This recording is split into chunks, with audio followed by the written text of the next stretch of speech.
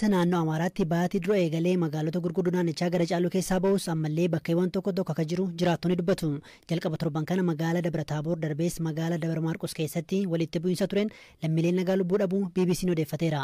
Dhimma kana irratti gama aangawoota mootummaa wanti jedhamee hin jiru. Gama kaaniin ajajaa waraana Itoophiyaa Fiild Maarshaal Biraanuu Juulaa sochiin hidhattoota faannoo sadarkaa yaaddoo ta'uun geenye irra ga'eera jechuun dubbataniiru. Turtii miidiyaa Raayyaatsaa waliin taasisaniin dargaggooti faannoo keessa lolaa jiran gara waliigalteetti akka dhufan waamicha dhiyeessaniiru. Hirphaa Gammachuu.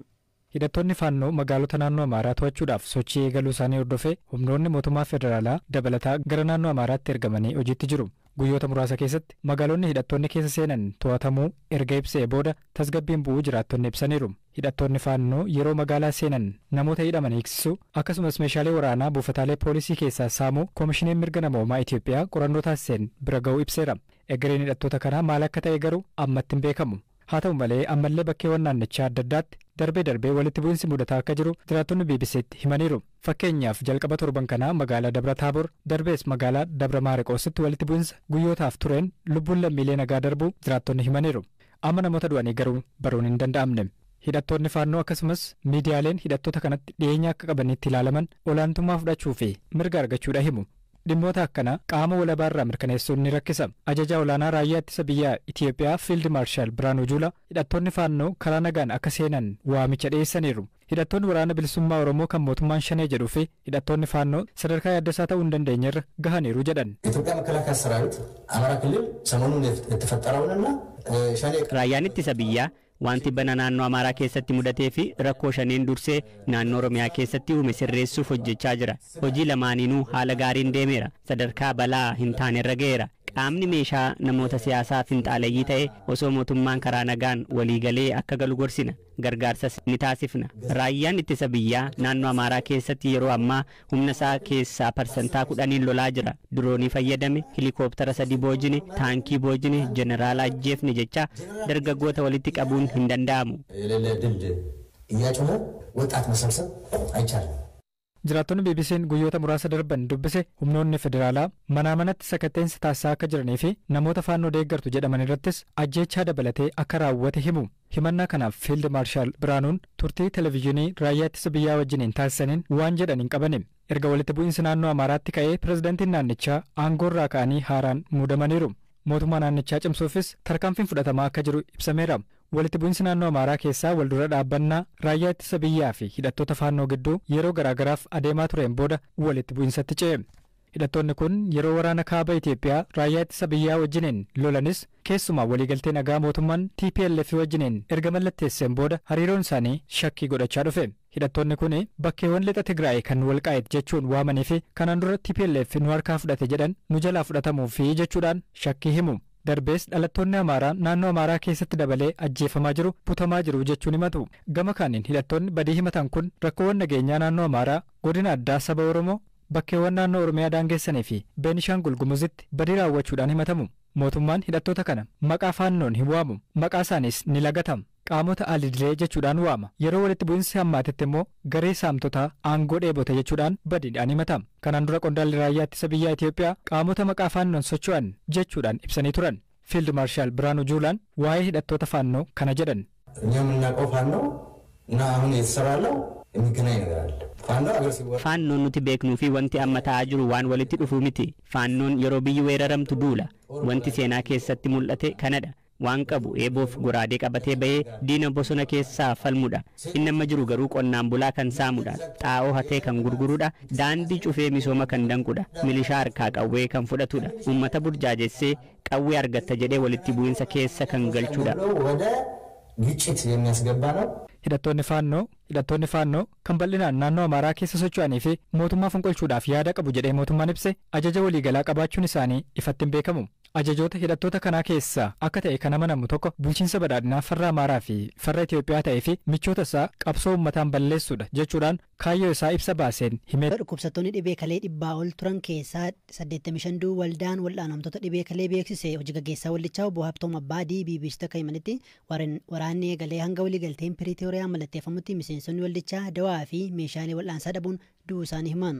كمحبر نتقاس كلنا لألي 5 زخون عبالا jalqaba irratti akka waldaa tokkotti yeroo hundeeffamnu namoota 50 qabna turre booda garuu 100 ol geenye amajji bara 2013 waraanni erga jalqabe booda uggura ture kanaan miseensota keenya gara 85 dhabne yeroo waliigalteen nagaa mallattaa'etti illee ji'a tokko keessatti miseensota keenya 4 dhabne Tigraay keessa wiirtuun daayaleesisii hospitaala Ayder qofa jira kanaaf waldaan keenya wiirtuu Tigraay ta'ee socho'a dhukkubsattoota kalee kana irra caalaa hanqina qorichaatu lubbuu isaanii galaafate fakkeenyaaf shiree mahonii fi aanaalee Tigraay adda addaa irraa gara giddugala keenyaatti daayaleesisii kalee argachuu dhufaa kan turan garuu yeroo uggura turee fi qoricha dhabanii miseensonni keenya irra caalaan isaanii gara qe'ee isaaniitti deebi'anii achitti du'an nutis dabaree du'aa eegaa turre amma lubbuun waan hafeef dubbachuun baay'ee rakkisaadha. ናተይ ታራኸ መዓዚና በለ ብጣዕሚ ከቢድ ፀገም እዩ ዘሎ Innu akkamiin re'een tokko ollaa mana murtee akka geessee fi dhimmichi akkamiin akka furamedha. Taateen kun naannoo kibba lixa Itoophiyaa godina Daawuroo aanaa naannawaa Tacaartii mudate. Akka galmeen abbaa alangaa agarsiisutti ganda Shabaayoo jedhamutti akka lakkoofsa Itoophiyaa waxabajjii bultii sagar 2015 re'een mana duuba keessaa bada. Akkamiin dubbiin kun mudatee fi mana murtii ga'ee akka furame waajjira haqaa naannoo aanaa Tacaarraa obbo Bartaa Matukkuu akkanaan ibsu. አንደኛ ተከሳሽና ጥፋተኛ የተባለው አቶ ዮሐንስ ግርማ የተባሉ ተከሳሽ himatamaan tokkoffaa fi yakkamaa kan jedhame Yohaannis Girmaa re'ee ollaa isaaniitti hidhamee ture re'ee isaanii waliin oofan re'een kun kan obbo Hagenyoo Akimoon ture boodarra namichi re'ee oofee re'ee kana fira isaa kan ta'an obbo Abrahaam Makuriyaa fi aadde Beezaalem Hayileef geessan kunneen lamaan abbaa warraa fi haadha warraadha re'een tumaalessi kun bifi isaa gurraacha gatiin isaa birrii 12,000 tilmaamame achi re'ee kana qalatanii nyaatani abbaan re'een jalaa bade immoo re'ee barbaadaa turan guyyaa sadaffaatti maasii warra re'ee qalan keessa funyoo re'een itti hidhame argani osoo barbaadanii amma immoo miilli re'ee kanaa tokkoo fi haaduu ittiin qalan maasii keessaa argani. Akka galmeen abbaa alangaa agarsiisutti foon re'ee reefuu qalame jedhame mana shakkamtoota kanaattis argameera. Garuu isaan badii kan akka raawwanne mana murtiitti dhiyaatanii himan. Ta'us qorannoo booda eekkamaa ta'u waajjira haqa naannawaa aanaa Tacaarraa obbo Bartaa Matukkuu akkanaan himu.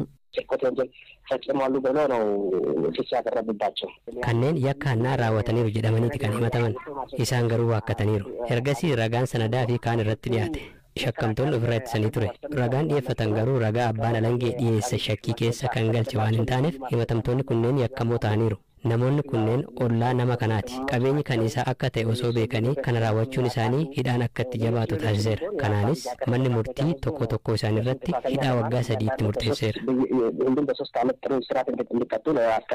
Artiist Diimaa Abarraa gumaacha tiyaatiraa fi aartii Oromoo keessatti waggoota 40 darbaniif taasisaniif Tibbana Yuunivarsiitii naannoo Oromiyaa irraa dooktareetii kabajaa argataniiru. Artiist Diimaan waggoota dheeraa hojii ogummaa tiyaatiraa keessa turan kanatti tiyaatiroota akka Gumaa, Oteelloo fi Kiyyoo jedhan dabalatee tiyaatiroota dhedheeroo 5 fi gaggabaaboo 20 caalan qopheessu dubbatu. Akkatti ogummaa kana gonfatanii fi gumaacha isaanii waa'ee likoo maatii olaanaa dubbiseera. Bara 1950 ana amboo waddeessa ganda dikii jedhamutti daladhee guddadhee akkuma ijoollee qotee bulaatanii bara 1972 immoo yuunivarsiitii Finfinneetti gale. Maal barattan ture? Tiyaatira barannee gaamana tiyaatiraa barannu kana gaa yuunivarsiitii keessatti tiyaatiroota adda addaa hojjechaa ture. Bara 1976 ministeera aadaa tiyaatira raas tiyaatireetti gale. Egaa achittiin akkuma galeen ekspertii tiyaatiraa ta'ee tiyaatiroota adda addaa jechuu to'achuu qorannoo adda addaa tiyaatira gubbaatti adeemsuu kanuma ture sana boodas stage maanajariin ta'ee achumatti tiyaatiroota adda addaa sittuma taphannuu tiyaatiras qopheessuu tiyaatira tokko tokkos barreessuu jalqabe kan akka Mulugeetaa Baalchaa amma lubbuun hin jiru Taaddasee Cuqee Admaasuu Biraanuu jedhu kun lubbuun amma hin jirani garuu hojii sana waamnee hojiif hojjisiisaa ture keessattuu yeroo duraadhaaf tiyaatira Daawitii Jireenyaa jedhamu Oromiyaa mararra naannofnee waltajjii 64 agarsiifne tiyaatira afaan Oromoo kana akka beekamu akka xiyyeeffannaan isaaniif kennamuu godhamee hubannoo akka argatamu goone. Tiyaatira Daawitii Jireenyaa jedhu kana isintu barreesse? Qopheessee keessattis nan taphadhe jechaadha. Sana dura tiyaatira qorannoo jedhu kan Piroofeesar Abboonaa Shaagireedhaan afaan Ingilizii gara afaan Amaariffaatti jijjiirame immoo afaan Oromootti hiikuudhaan bara 1984 yeroo duraadhaaf tiyaatira waltajjii gubbaatti dhiyeessine. Tiyaatira afaan Oromoo jechuudha? sana booda dhagaa dukkanaan duubatti kan dhaabaa wayyeessaa dhiyaatee sana booda kan Fayyisaa Yaadasaafaa kan dhiyaatan sana boodadha. Dipaartimentii tiyaatiraa akkan golu kan godhan Toorees Tsaggaayee Gabarbaadeenidha. Waggaa meeqa waa'ee tiyaatiraa kan hojjettan walii gala? Gara waggaa 40. Amma sadarkaan tiyaatirri Oromoo irra jiru akkamitti madaaltu isin amma waggaa dheeraa keessa hojjettanii? Bakka bu'oota baay'ee horanneerra. Kanaan dura tiyaatiraa nama nu taphatu iyyuu namni mana tiyaatiraa afaan Oromoo warra beekan walitti qabnee kan taphachiisaa ture sun har'a kumaatamaan kan lakkaa'aman artistoota horanneerra. Kumaatamaan. Tiyaatiroota hagamii keessatti qooda fudhattaniirtu? Kana jedhee amma kaa'uun baay'ee na rakkisa. Tole. Tibba darbe immoo yuunivarsiitiin naannoo Oromiyaa dooktareetii kabajaa isinii kenneera. Kan argachuu keessaniin immoo miira akkamii isinitti dhaga'ama? Kan argadhu kan na taasise kun hojiidhuma faajeedhuma akka ogummaan kun babal'atu akka beekamu tattaaffiidhuma gochaa turree fi bu'aadhuma kan agarsiiserra. Kan natti dhaga'ame garuu gammachuu guddaadha. Gammachuu kana jedhamne gara galgalaa keessa soorama baheera. Gammachuu dachaa natti dhaga'ama. Namoonni miiliyoona 20 ol ta'an soorata warqee akka madda soorata isaanii ijootti gargaaramu. Garuu haalli hojii isaatii dadhabsiisaa fi ammayyaawaa miti. Amma garuu Yuunivarsiitiin Arbaa Minch warqeerraa keekii fi soorata biraa qopheessuun akka danda'amu beeksiseera. Yuunivarsiitichatti barsiisaa fi qorataa olaanaa kan ta'an Dr. Addisuu Fiqaaduu warqeerraa keekii tolchuun akka danda'amuu fi akkaataa sooranni warqeerraa qophaa'ee dhiyaatu fooyyessuun akka danda'amu BBCtti himaniiru. Qorataan kun qonnaan bultoonni oomishaalee teekinooloojii kanneen itti fayyadamuu akka danda'aniif wiirtuuwwan sadan Yuunivarsiitiin Arbaa Minch hundeesseerraa qonnaan bultoonni 3,000 ol itti gargaaramaa jiraachuu himan. ከዚህ ቀደም እነዚህ ነገሮች የማይቻሉ ነበሩ። duraan wanti kun hin danda'amu ture. warqee irraa buddeena qixxaa tolchuurra kan darben turre yookiin immoo marqaa irraa qopheessuurra kan darben turre. Kaaba, ba'aa fi kibba ba'aa Itoophiyaatti warqeen hin beekamu. Warqee gabaa sadarkaa addunyaatti beeksisuu fi faayidaa isaa sirriitti beeksisuu qabnaa jenneetu qorannoo eegalle. Warqee irraa buddeena qofa otoo hin taane keekii tolchuun ni danda'ama.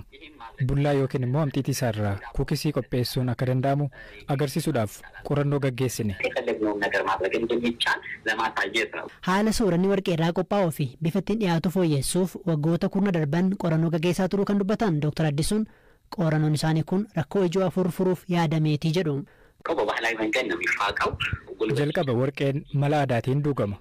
Akkaataan itti duugamu humna barbaada. Yeroo gaafatas. Kana malees meeshaalee ittiin duugamu ammayyeessuun qonnaan bultoota itti gargaaramaniif dhiyeessineerra. Meeshaaleen kun itti gargaaramuudhaaf mijatoodha. Lammaffaa yeroo warqeen itti bilchaatu baatii 2 fi isaa ol gaafata. Yeroo dheeraa kana gabaabsuu kan danda'amu raacata haaraa humne. Raacata kana giddugaleessa yaaliitti qopheessine. Raacatni kun teekinooloojii warqeen duugame bilchaachuudhaaf turtii ji'oota 3 yookiin 4 gaafatu guyyaa 7 hanga 10 keessatti akka wal nyaatee bilchaatu gargaara. Sadaffaa irratti ammoo warqeen duugamee yeroo awwaalamu lolaan itti galuu danda'a.